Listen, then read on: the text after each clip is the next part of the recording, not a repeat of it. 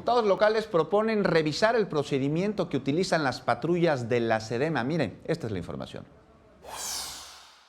La Comisión de Derechos Humanos de la Ciudad de México deberá revisar el protocolo de actuación de los operadores de las patrullas ecológicas y evitar que estos retiren las placas de una unidad a la cual hayan detenido por no portar su holograma de verificación.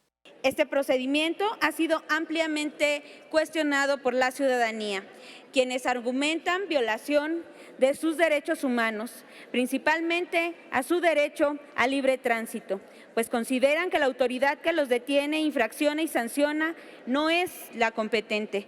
En ese sentido, precisó que en un análisis riguroso de la ley, la SEDEMA no cuenta con una atribución específica que le faculte a sancionar a operadores de vehículos automotores por cometer infracciones que violen el programa Hoy No Circula y contravengan el programa de verificación vehicular o las contingencias ambientales.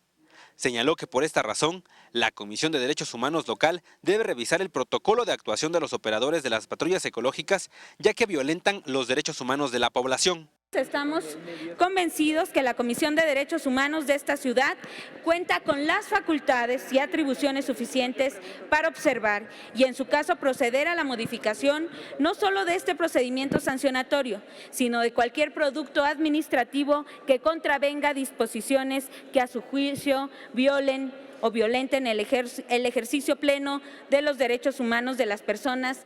La legisladora precisó que el 65% de las sanciones que emiten las patrullas ecológicas de la SEDEMA son contra automóviles que no han verificado y que son ostensiblemente contaminantes, lo cual representa más de 19,000 unidades. Edwin Hernández, 21 Noticias.